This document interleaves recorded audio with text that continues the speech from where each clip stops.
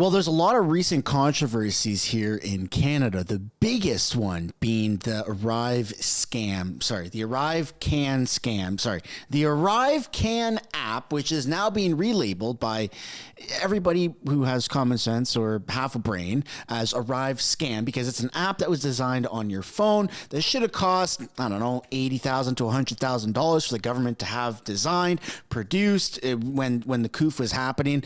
It somehow went from $80,000 to $60 million plus dollars, which was why it's being investigated by the Auditor General and hopefully the RCMP, because we don't really know where the money went. And if there's anything that we've ever learned from history, it's follow the money. Welcome back to another video, everybody. Before we get into it, I want to encourage you all to smash that like button. Subscribe if you haven't yet already. We're on route to 400,000 subscribers, which is like totally insane. It's incredible. And so I want to thank everybody for the support. And if you want to watch these videos, if you want to continue watching the videos, you like the channel, you like what I do, you can support me by subscribing, hitting the like button, but also you can walk away with a dope ass sticker. I still have this sticker bomb deal, 20% off. My favorite is the Trudeau penetrated by Klaus Schwab and the milk carton, but also the classic. I did not see that coming. Link for that is down in the description or the pinned comment below. We're going to be taking a look at Pierre Poilievre go toe to toe in a fiery debate with Justin Trudeau. Now, this is happening less and less frequently because just like the sticker shows, Trudeau in a milk carton, have you seen me? Trudeau seems to be missing in action a lot. It's not that hard for the Prime Minister to show up to his literal job, but for some reason, it's almost impossible for Justin Trudeau to do that. But if I think about it, it's probably because he doesn't want to be held accountable for, I don't know, stealing $60 million of taxpayers' money, our money, towards an app on your phone that should have cost $80,000. So we're going to take a look at the debate. Now, that's not the only center of topic of discussion. There's also the climate tax, or carbon tax, rather, which is if it's windy outside, if it's raining outside, if it's snowing, the government of Canada promises to fix that by taking more taxes from us. Yeah, that's right. That's their whole plan is we're going to fix the weather by taxing people. I don't know. That seems a little weird. Yeah, so here's a clip. I hope you enjoy it and sit back, relax. And if you haven't yet, hit the like button. And here we go. Oral questions. Questions orales. Honorable leader of the opposition, soon to be Prime Minister. Prime Minister and his Arrive scam are not worth the cost or the corruption. After yesterday's Auditor General revelations of corruption, waste, and mismanagement, I have written the RCMP asking them to expand their criminal investigation into the Prime Minister's Arrive scam. He has a track record of blocking criminal investigations. He tried to protect SNC-Lavalin from prosecution. He blocked the RCMP from investigating his illegal vacation to Billionaire Island. Will he stay out of the way, or will he again try to block the RCMP's criminal investigation into Arrive scam? The Right Honourable Prime Minister. COVID-19 pandemic was a once-in-a-generation, even once-in-a-century occurrence in which every decision we took was designed to protect Canadians' lives. At the same time, Mr. Speaker, even in a situation like that, there are rules that need to be followed, and we expect, and all Canadians expect, public servants to follow those rules, and we will, of course, encourage the RCMP to do its work, but it doesn't take politicians, even leaders of the opposition, to tell the RCMP to do their job. They do their job, Mr. Speaker, and they do it well. Freeland in the back clapping. They do their job unless the Prime Minister blocks them from doing their job, like he did in his criminal offense, which is what he's been doing for months. The crime of accepting a gift from someone who was seeking a government contract from him. He blocked the RCMP from investigating him. And COVID-19 is something he saw as a once-in-a-generation opportunity to fill the pockets of his friends, whether it was the WE scandal, in which his family received $500,000, or whether it was Frank Baylis, or now the Arrive scam. Will he stay out of the way and let the police investigate him and his corrupt government in Arrive scam? Yeah, man, he's blocking all of the investigations and then saying he supports them. Speaker, even a few years later in the pandemic, we see the Conservative leader reverts to type. While we were focusing on protecting Canadians every possible way we could, they were peddling conspiracy theories, Mr. Speaker. Speaker, about vaccinations, about what have you. So while he continues to make personal attacks, we're going to continue to make sure we're delivering for Canadians. And yes, we will make sure that all rules are followed, and there are consequences for people who broke the laws or broke the rules. But we will continue to be there for Canadians while he plays partisan games. The Honourable Leader of the Opposition. Proof that he's not worth the cost or the corruption. He's now calling the Auditor General a conspiracy theorist.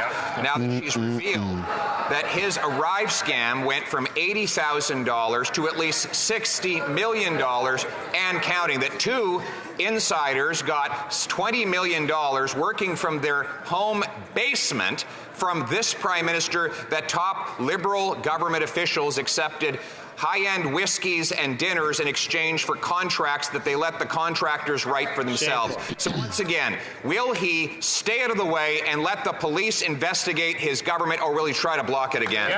There you go. There you go. Minister. Let's see what kind of bullshit he says. The opposition needs to work on his French. I think he just needs to work on his listening skills, because in French, 2 answers ago, I complimented and thanked the Auditor General for her work in ensuring that rules are followed and processes have consequences if they are misdone. Like the Emergencies Act? We know that even during a pandemic, we need to be stepping up to protect people along the rules. That's why there will be consequences for anyone who broke those rules or those laws, while we continue to do everything we need to do to deliver for Canadians, to support people in their daily lives, and build a better future for all Canadians. Build back better. The Liberal-appointed housing advocate gave this government a failing grade today.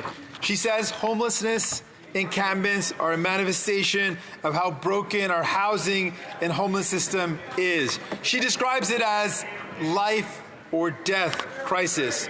While this Prime Minister says he could have and should have done more to build housing, it shows how out of touch he is. So will the Prime Minister take this crisis seriously, follow the recommendations, and ensure people have a safe place to call home? Cut off the coalition, buddy. The Right Honourable Prime Minister. Mr. Speaker, I very much welcome the interests and the efforts of the New Democratic Party to support us in everything that we're doing on delivering on housing. We recently signed housing accelerator agreements with Quebec, with Nunavut, with cities across the country to unlock over 500,000 new homes. We introduced a suite of new measures to unlock the construction of over 600,000 new apartments. We cracked down on short-term rentals to unlock up to 30,000 more apartments. We introduced a mortgage charter. We're continuing to step up on measures to counter homelessness, which is something that far too many Canadians are experiencing during this difficult. Increasing taxes helps fight homelessness. Oh, Melissa. Of this NDP Liberal Prime Minister, we know that corruption is a feature and not a bug. SNC-Lavalin, We Charity, and now the Prime Minister's Arrive scam at millions that Canadians won't get back. The grift and the mismanagement run so deep that the auditors couldn't even figure out how much got shipped off to Liberal insiders. So after what we learned yesterday, will the Prime Minister join us in calling for the RCMP to get to the bottom of all of it, every single dollar? Oh, wow. I can't believe she just called it a grift. For Public Works. Merci, Monsieur le Président. Oh, yeah, the vampire. Let's go to his French. We welcome the Auditor General's report, and we'll follow all of her recommendations when it comes to Arrive Cam. As the Minister for Public Safety said yesterday, some of the recommendations in the report the translator almost said Arrive scam, including implementing new measures to guarantee that tasks and deliverables are clearly defined in professional services contracts. Thank you, Mr. Speaker. Thornhill. Minister, the call is coming from inside of the House. They want Canadians to believe that they unknowingly got robbed blind by their own Liberal insiders, and that they are going to get to the bottom of the Prime Minister's Arrive scam app, which, by the way, didn't work. We didn't need, and where 75% of contractors did no work but had time to buy the government whiskey. He is not worth, and he is not worth the corruption, and Canadians want their $60 million back. No one trusts them to investigate themselves, so I'll take some of that money back. Stand up right here, right now, and call in the Mounties. Yeah, bring them in. Ministre des Services Publics. Honourable Minister of Load them up. and Procurement. Single file. Thank you to our colleague for the question. As we said yesterday, we thank again the Auditor General for her recommendations on the review of the Arrive CAN application. Some of the report's recommendations have already been implemented, including the introduction of new measures to ensure the tasks and deliverables are clearly defined in professional services contracts. Our departments take very seriously their duty to optimize resources. Exactly. The honourable member from Barrie Innisfil. The Arrive scam is just like the Prime Minister, not worth the cost and not worth the corruption. The investigation and damning report issued by the Auditor General on ArriveCam even shocked her. But really, after 8 years of this NDP Liberal government, no one should be shocked by the level of incompetence and wasteful spending Canadians have seen from this Prime Minister. Now, a reasonable thinking person could conclude from the report that Arrive scam has reached a level of criminality. Yes. Will the Prime Minister join Conservatives and call on the RCMP to expand an investigation into Arrive scam based on the revelations in the Auditor General's report? Yes. The Honourable Parliamentary Secretary to the Minister of Public Safety. As we've said in this House time and time again, any misconduct in the procurement process is unacceptable.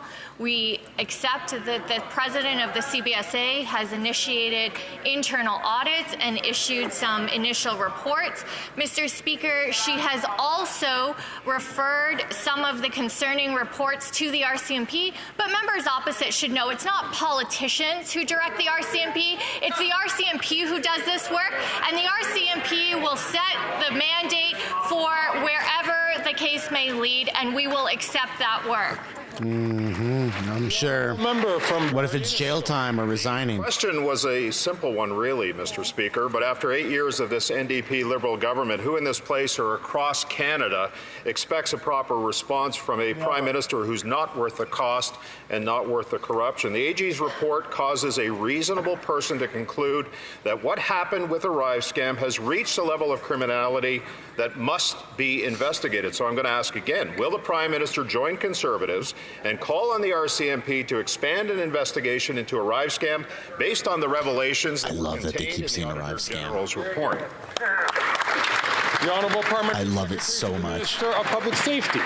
Mr. Speaker, we obviously accept the Auditor General's report. We thank her. Okay, then resign. There are obviously some concerning allegations being initiated. This is precisely why CBSA initiated the audit. This is precisely why they then referred some materials to the RCMP. Mr. Speaker, it doesn't matter how many times the Conservatives say it. Politicians do not direct police investigations. It's the RCMP who will do this work, and we trust that they will follow the evidence, and again, procurement with any misconduct will come with consequences. I wonder why the Prime Minister's priority is higher taxes and not food affordability. Let's go. Biggest advocate for farmers. ArriveCam at, but he needs to quadruple the carbon tax on farmers and food. We are hearing the pleas from Canadian families who want to axe the tax to make food affordable. I was in Sudbury this week meeting with food banks who are at a breaking point as demand has doubled and is rising. There's a common sense Conservative bill, 234, which will give a carbon tax carve-out for farmers and lower the price of food. This Prime Minister is not worth the cost, but will he cancel his plans to increase the carbon tax on April 1st so Canadians can feed themselves? The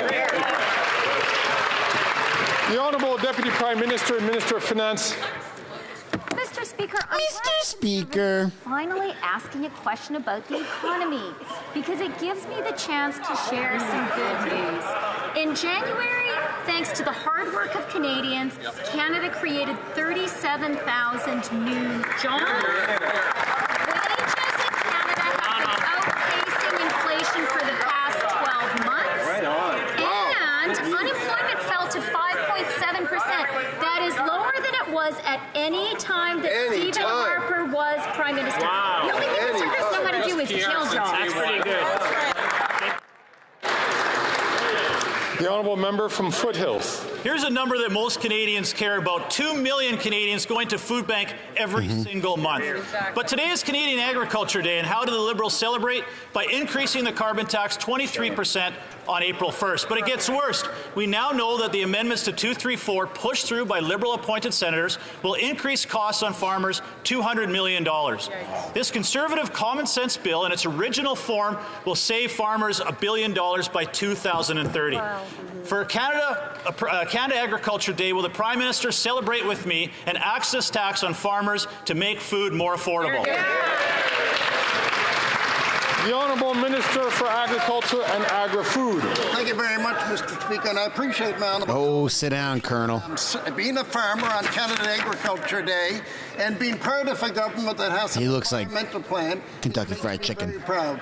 It's so important, and farmers understand we have to take care of the land, and we must have an environmental plan. And as far as the price on food, and the Agriculture Committee, Tyler McCann of the Canadian Agri-Food Policy Institute indicated to the committee members on agriculture that there's no data to support carbon pricing is resulting in an increase in food prices. This Prime Minister is not worth the cost of the suffering he's causing. The Payne family operates Asphodel Sheet Company.